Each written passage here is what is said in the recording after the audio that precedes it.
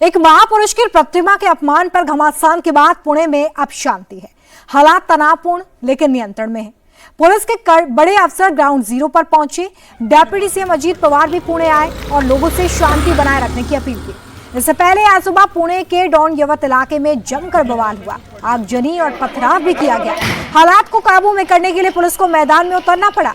दरअसल इस हंगामे के तार 3 दिन पहले की घटना से जुड़े हुए हैं। एक समुदाय विशेष के लोगों ने डोंड इलाके में उस महापुरुष की प्रतिमा से बदसलूकी की जिसे महाराष्ट्र के लोग भगवान की तरह पूजते हैं। इस घटना को लेकर इलाके में तनाव था। बीजेपी विधायक ने एक जनसभा की लेकिन हालात नियंत्रण में रहे। लेकिन आज बवाल तब हुआ जब विशेष समुदाय से जुड़े एक युवक ने उस घटना का व्हाट्सएप स्टेटस लगा दिया। अचानक ये बात पूरे इलाके में फैल गई और दूसरे समुदाय के लोग इस व्हाट्सएप स्टेटस के विरोध में सड़क पर उतर आए। दोनों तरफ से पथराव हुआ। पुलिस को सिचुएशन पर कंट्रोल करने के लिए काफी मशक्कत भी करनी पड़ी। पुलिस ने उस युवक को भी हिरासत में ले लिया है जिसने ये व्हाट्सएप स्टेटस लगाया था। हमारे संवाददाता दिनेश मौर्य भी हिंसा वाले इलाके में पहुंचे। अब वहां पर हालात कैसे हैं, देखिए ग्राउंड जीरो से दिनेश मौर्य की ये रिपोर्ट। इस वक्त हमें पुणे के यवत गांव में आज दोपहर को इसी गांव में अचानक से दंगा भड़क उठा।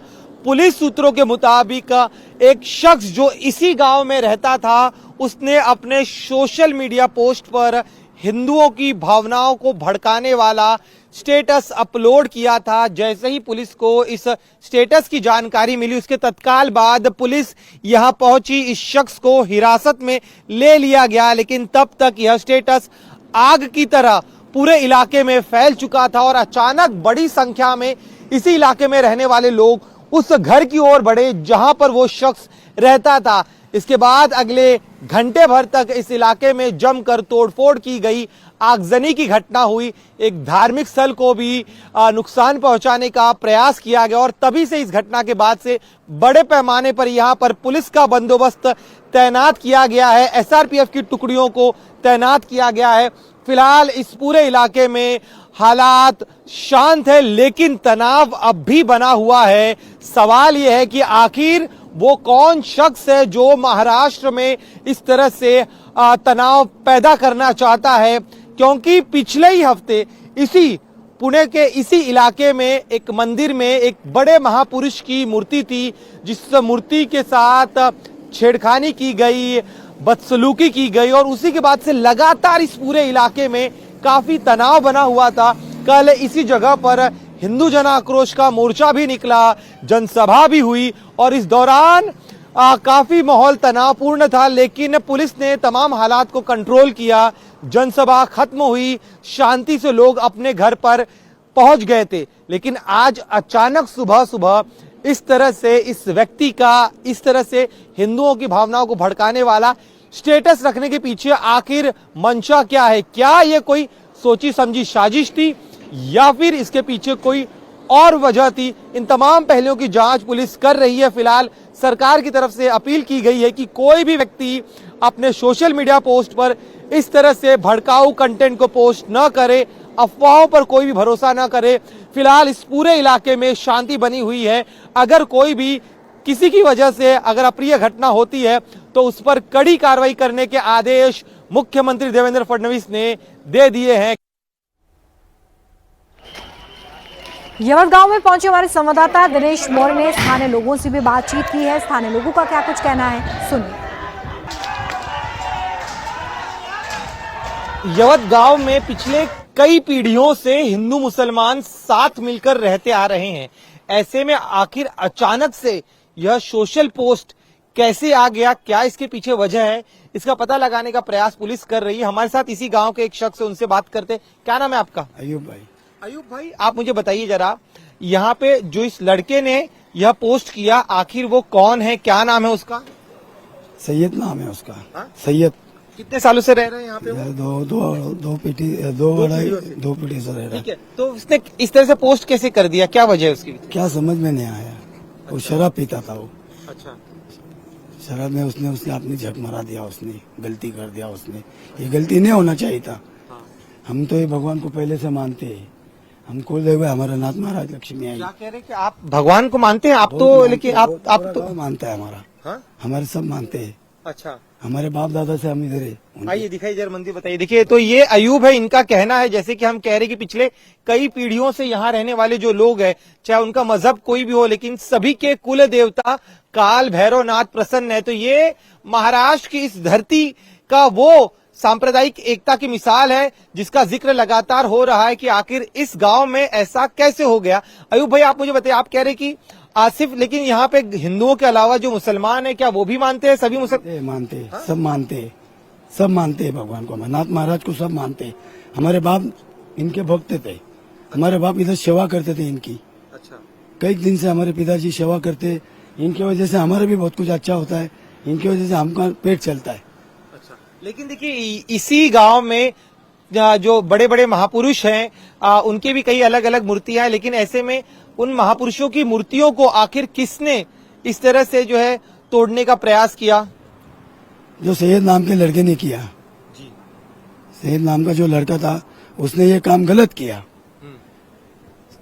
आपके हिसाब से गलत किया? पूरा गलत किया उसने, ऐसा होना नहीं चाहिए था। हम भी शिवाजी महाराज को मानते हैं, वो भी हमारे कुल दैवत है, हमें उनसे चलते तो हैं। आज तो तोड़फोड़ करने के लिए लोग आए, तो वो कहाँ के? यही गांव के रहने वाले थे, कहीं बाहर के रहने वाले? मैं बाहर गया था, मैं अजमेर शरीफ गया था। अच्छा, अजमेर शरीफ गए। तो देखिए, जिस जगह हम खड़े हैं, आपको बता दूं, इसी जगह पर हिंदू जनाक्रोश मोर्चा निकला था, क्योंकि जिस तरह से महापुरुषों की मूर्ति को अपमान किया गया, जिस तरह से महापुरुषों की मूर्ति की अवहेलना की गई, उसके बाद यहाँ पर रहने वाले लोगों के मन में काफी ज्यादा गुस्सा था, जिसके बाद कल शाम को बड़ी संख्या में यहाँ पर लोग इकट्ठा हुए। मांग की गई कि उस शख्स को जल्द से जल्द गिरफ्तार किया जाए जिसने यहाँ पर जो है सांप्रदायिक माहौल बिगाड़ने का प्रयास किया। हर तरफ आप देखिए भगवा झंडे यहाँ पर लगे हुए हैं। कुछ और लोग हैं यहाँ पर, स्थानीय लोग, उनसे बात करने का प्रयास करते हैं। दादा, आप बताइए, देखिए ये शख्स है, ये फिलहाल बात करना नहीं चाहते। हम समझ सकते हैं कि काफी तनाव है। आमतौर पर गांव में जो है अक्सर भीड़ रहती है, लेकिन रात के समय जिस वक्त हम यहाँ पर आए हैं तब यहाँ पर लगभग सन्नाटा फैला हुआ है। पुलिस का कहना है कि हालात पूरी तरह से सामान्य है, लेकिन तनाव अब भी यहाँ पर बना हुआ है। और जिस तरह की घटना हुई इसके बाद अब पुलिस बहुत ज्यादा एहतियात बरत रही है। जिस तरह से इन्होंने कहा कि जिस शख्स को गिरफ्तार किया गया है उस शख्स ने क्या गुस्से में आकर, आवेश में आकर यह पोस्ट किया था, या फिर इसके पीछे कोई और वजह हो सकती है। खास तौर पे यह घटना इसलिए भी काफी ज्यादा गंभीर हो जाती है क्योंकि इसी गांव में कई पीढ़ियों से हिंदू मुस्लिम समाज के सभी लोग एक साथ, प्रेम के साथ, सद्भाव के साथ रहते आ रहे हैं। और एक बड़ी बात, जैसे कि यहाँ पर अयूब ने बताई कि यहाँ पर जो भैरवनाथ का मंदिर है, उस मंदिर की आस्था न सिर्फ हिंदू समाज में बल्कि यहाँ का जो मुस्लिम समाज है वो भी नाथ भगवान को काफी ज्यादा मानता है और उनके लिए भी वो कुल देवता है। तो ऐसे में आखिर इस गांव में यह घटना होना कोई छोटी बात नहीं है। इसके पीछे संभवतः कोई बड़ी साजिश हो सकती है, इस बात से इनकार नहीं किया जा सकता। और यही वजह कि पुलिस अब तमाम सोशल मीडिया पोस्ट की जांच कर रही है। पिछले हफ्ते भर में इस पूरे परिसर में क्या कोई ऐसे आपत्तिजनक सोशल मीडिया में पोस्ट किए जा रहे थे, क्या इसके पीछे कोई पैटर्न है जिसको जीरो इन करना बेहद जरूरी है। और अब कुछ लोग यहां से आ रहे हैं, हम उनसे प्रयास करते हैं कि उनका क्या कहना है। दादा, आप यहीं रहते हैं? आप इसी गांव के रहने वाले? जी।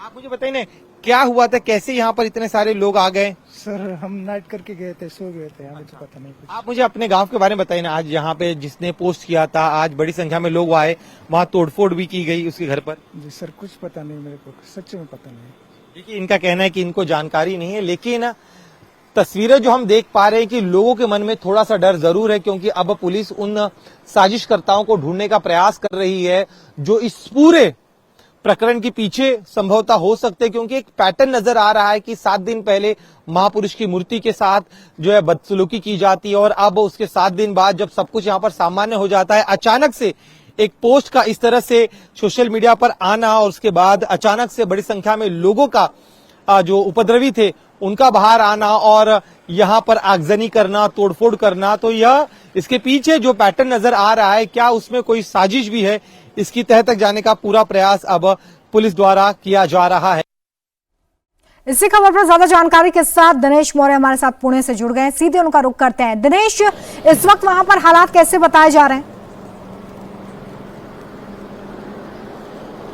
देखिए, हालात को कंट्रोल जरूर कर लिया गया है, लेकिन तनावपूर्ण शांति यहां पर बनी हुई है। जब रात के वक्त हम इस गांव में घूम रहे हैं, कई लोगों से हमने बात करने का प्रयास किया, लेकिन लोग डरे हुए, क्योंकि उन्हें भी अब तक यकीन नहीं हो रहा है कि उस गांव में जहां पर इतने वर्षों से हिंदू और मुस्लिम समाज के लोग साथ रहते आ रहे हैं, वहां पर अचानक से पहले महापुरुष की तस्वीर के साथ छेड़खानी की जाना, उनकी प्रतिमा को मलिन करने का प्रयास करना, उसके बाद अचानक से हिंदुओं की भावनाओं को भड़काने के लिए इस तरह से सोशल मीडिया पर भड़काऊ पोस्ट का आना, स्टेटस का आना, तो यह सामान्य घटना बिल्कुल नहीं है। यही वजह है कि अब पुलिस लगातार पूरे गांव में पेट्रोलिंग कर रही है। जो संभवतः इसके पीछे हो सकते हैं उनका पता लगाने का प्रयास किया जा रहा है। साथ ही में सोशल मीडिया पर जितने भी पिछले हफ्ते भर में जितने भी पोस्ट सर्कुलेट हो रहे थे, खासतौर पे इस इलाके में और इसके आसपास के इलाके में, उनको जो है स्कैनिंग की जा रही है ताकि पता लगाया जा सके कि क्या इस पूरे घटनाक्रम के पीछे कोई बड़ी साजिश है क्या, क्योंकि इस गांव में इस तरह की घटना होना यह आज के पहले पिछले 50 वर्षों के इतिहास में कभी नहीं हुआ था। तो इसीलिए पुलिस को लग रहा है कि शायद कोई साजिश का एंगल भी इसके पीछे हो सकता है, और इसीलिए आज जिस व्यक्ति ने पोस्ट किया था उससे तो पूछताछ हो ही रही है। साथ ही में जो लोग दंगाई आज सड़क पर उतरे थे, जिन्होंने तोड़फोड़ की, आगजनी की, उनमें से भी कुछ लोगों को हिरासत में लिया गया है। चूंकि आज जिस तरह से दंगा हुआ, तो ऐसे में कहा यह जा रहा है कि संभवतः कुछ बाहर के भी लोग आज के इस दंगे में शामिल हो सकते हैं, जिन्होंने यहां पर इस तरह से तोड़फोड़ की, आगजनी की। तो उन्हें क्या किसी ने कॉल करके बुलाया था, मैसेज कर बुलाया था, या फिर क्या अन्य खुद से वो यहां पर आए थे? तो ऐसे कई सवाल है जिनके जवाब तलाशना बेहद जरूरी है। एक और अहम चीज, इस पूरे जांच के लिए पुणे पुलिस द्वारा एक स्पेशल टीम का गठन किया गया है। एक टीम जो ग्राउंड पर काम कर रही है, आरोपियों की तलाश कर रही है, दूसरी तरफ साइबर की जो टीम है वो पूरे सोशल मीडिया पोस्ट को खंगाल रही है, क्योंकि जिस तरह से माहौल बिगड़ा, क्योंकि जैसे ये वायरल पोस्ट आया, आपत्तिजनक पोस्ट है, उसके कुछ ही घंटों के भीतर पुलिस ने उस आरोपी को हिरासत में ले लिया था। बावजूद इसके बड़ी संख्या में लोग दोपहर 12 से 12:30 के बीच में इस गांव में आते हैं और हर तरफ कोहराम मचाने का प्रयास करते हैं। दिनेश, जिस घटनाक्रम का आप जिक्र कर रहे हैं, दोनों समाज वो क्या सीधे तौर पर इस तरफ इशारा करता है कि एक हफ्ते पहले की घटना है, एक हफ्ते बाद उसका स्टेटस लगाया जाता है, और जिस तरह से आप बता रहे हैं उसकी स्टेटस जिसने लगाया उसको हिरासत में ले लिया गया, और उसके बाद भी इस तरीके से वहां पर हिंसा भड़की। क्या इस पूरे घटनाक्रम, इस पूरे टाइमलाइन को भी पुलिस इस वक्त कंसीडर करके इस पूरी इन्वेस्टिगेशन को आगे बढ़ा रही है? जी बिल्कुल सही कहा आपने। देखिए, ये जांच का जो एसओपी उसी का ही एक हिस्सा है, क्योंकि पूरे टाइमलाइन को जो है एक एक का स्कैन किया जाएगा, क्योंकि पिछले 7 दिन पहले घटनाक्रम, 7 दिन पहले जो हुआ और उसके बाद आज सुबह तक के बीच के दरमियान, इन 7 दिनों के दरमियान आखिर ऐसा क्या हुआ, क्योंकि धीरे धीरे भीड़, कल जब यहां पर इतने बड़े पैमाने पर हिंदू जन आक्रोश मोर्चा निकला, जनसभा होती है, उसके बावजूद भी कोई घटनाक्रम नहीं होता, लेकिन इस हिंदू जन आक्रोश मोर्चा के खत्म होने के कुछ घंटे बाद अचानक से सुबह इस स्टेटस का रखा जाना, ये सामान्य घटना बिल्कुल नहीं। और यही वजह है कि पुलिस पूरी टाइमलाइन खंगाल रही है। इस टाइमलाइन के दौरान जो संदिग्ध लोग हैं, जितने भी लोगों ने इस तरह से आपत्तिजनक सोशल पोस्ट किए थे, क्या वो एक साजिश के तहत किए गए थे या फिर उसके पीछे कोई और वजह हो सकती है? तो इन तमाम पहलुओं की जांच पुलिस कर रही है।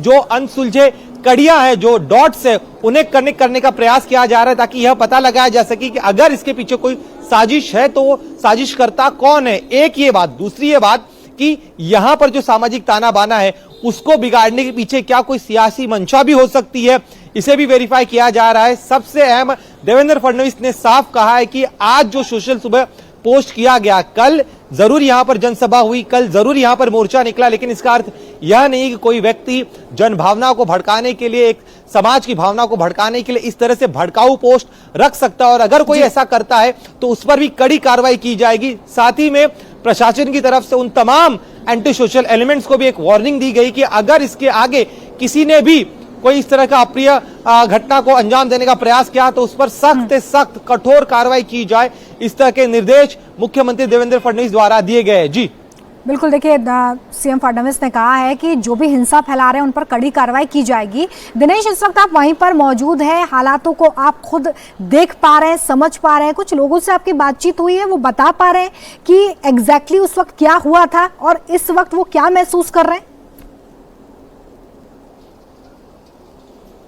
देखिए, जिन लोगों से हमारी बातचीत, उनका साफ तौर पर यही कहना है कि जिस तरह से मूर्ति के साथ जो है छेड़खानी की गई है, उसे मलिन करने का प्रयास किया गया, उसके बाद से ही लगातार यहाँ पर तनाव बना हुआ था। खास तौर पर यहाँ पर जो हिंदू समाज है वो काफी ज्यादा आक्रोशित था, क्योंकि इस तरह से वो जो व्यक्ति, उनके जो महापुरुष उनके लिए देव तुल्य है, उनके साथ कोई इस तरह की घटना करने का प्रयास करता है। उसके बाद आज सुबह सुबह अचानक से उनकी भावनाओं को भड़काने वाला, हिंदू समाज को बदनाम करने वाला इस तरह से एक आपत्तिजनक पोस्ट का अचानक से आना, एक व्यक्ति का, इसी गांव में रहने वाले व्यक्ति का उसे स्टेटस पर रखना, यह कतई संजोग नहीं हो सकता है। इसके पीछे कोई और मकसद भी हो सकता है, यह इस इलाके में रहने वाले लोगों को लग रहा है। लेकिन अब इस पूरे घटनाक्रम के बाद, जिस तरह से आगजनी हुई, दंगे हुए, उसके बाद लोग अब थोड़े डरे हुए हैं, क्योंकि पुलिस की पेट्रोलिंग लगातार हो रही है।